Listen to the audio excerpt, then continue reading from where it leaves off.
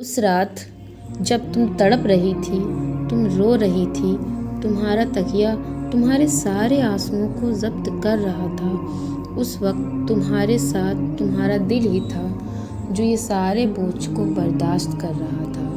اس وقت تمہارے ساتھ تمہارا دماغ ہی تھا جو سارے اسٹیٹس کو برداشت کر رہا تھا، اور تم پوری ہمت ہار چکی تھی اور اللہ یہ سب دیکھ رہا تھا۔ اللہ تمہارا ٹوٹنا دیکھ رہا تھا، اللہ تمہارا بکھرنا دیکھ رہا تھا، اللہ تمہاری بے بسی دیکھ رہا تھا۔ اللہ ہی تھا جس نے تمہیں سنبھالا تھا، اللہ ہی تھا جو تمہیں اندھیروں سے روشنی میں نکال کر لے آیا۔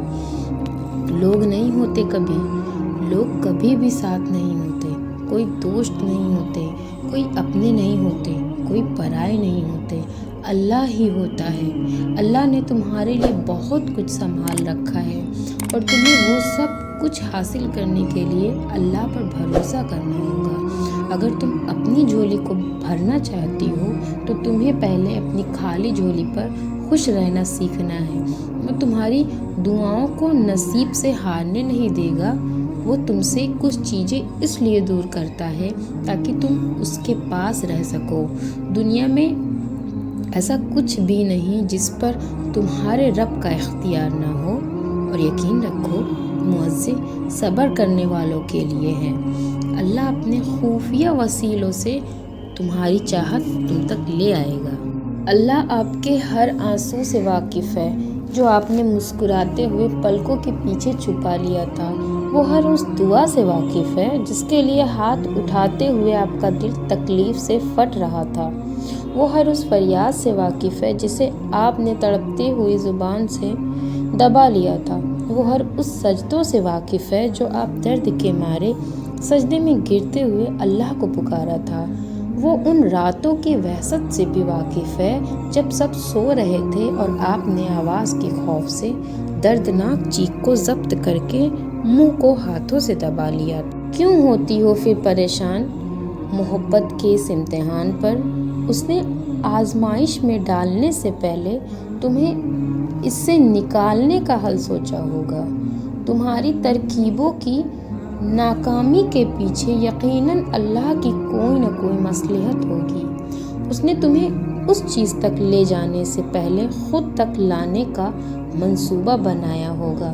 اسے جس کی ایک پکار پسند آ جائے وہ اس کی دوسری پکار سننے کے لیے بھی بہانے بنا دیتا ہے۔ اگر وہ بار بار بہانے بنا رہا ہے تو سوچو اس کو تمہارا مانگنا کتنا پسند آیا ہوگا۔ جن دعاؤں کے پورے ہونے کی امید تمہیں کہیں سے نظر آ رہی ہو، وہ ان دعاؤں کا رخ قبولیت کے جانب موڑ دے گا۔ تم چھن جانے پر صبر کرو، پھر اللہ کو اسی کو عطا بنا کر تمہارے مقدر میں لکھ دے گا۔ اللہ فرماتا ہے میں بہترین سے پہلے تیری کرتا ہوں۔ وہ فرماتا ہے میں انہیں آزماتا ہوں جنہیں میں پسند کر لیتا ہوں۔ وہ فرماتا ہے مت ہو پریشان میرے بندے، میرے بند کیے ہوئے دروازے پر خیر لانے سے پہلے تمہیں مصیبتوں سے گزارتا ہوں۔ وہ فرماتا ہے خود کو اکیلا ہرگز نہ سمجھو، تم جہاں کہیں بھی ہو میں بھی وہاں ہوں۔ وہ فرماتا ہے تم مانگو مجھ سے میں قبول کرتا ہوں، جو تم زبان سے نہیں کہہ پاتے ہو تو وہ بھی سنتا ہوں۔ وہ فرماتا ہے یقین رکھو میری مصلحتوں پر مایوس ہو جانے والوں کو تو راستہ نہیں دکھاتا ہوں۔ وہ فرماتا ہے ساری دنیا بھی تمہارے مخالف آ کر کھڑی ہو جائے تب بھی ڈرنا مت، کیونکہ تب بھی تمہیں کافی میں تنہا ہوں۔ وہ فرماتا ہے تم بھروسہ تو کر کے دیکھو مجھ پر، میں کسی بھی جان کو اس کی برداشت سے زیادہ نہیں آزماتا ہوں۔ وہ فرماتا ہے میں نور ہوں آسمانوں اور زمینوں کا، میں تمہاری اندھیروں کو بھی روشنی میں بدل سکتا ہوں۔ وہ فرماتا ہے یہ نا امیدوں کے وسوسے تمہیں تباہ کر دیں گے، میں نے نہ تو تمہیں تنہا چھوڑا ہے اور نہ ہی میں تم سے بیزار ہوں۔ وہ فرماتا ہے تمہارے لیے بے بسی ہے، میرے لیے نہیں۔ میں تو بس کن فرماتا ہوں اور ادھورے قصے کو مکمل کر دیتا ہوں۔ سبحان اللہ۔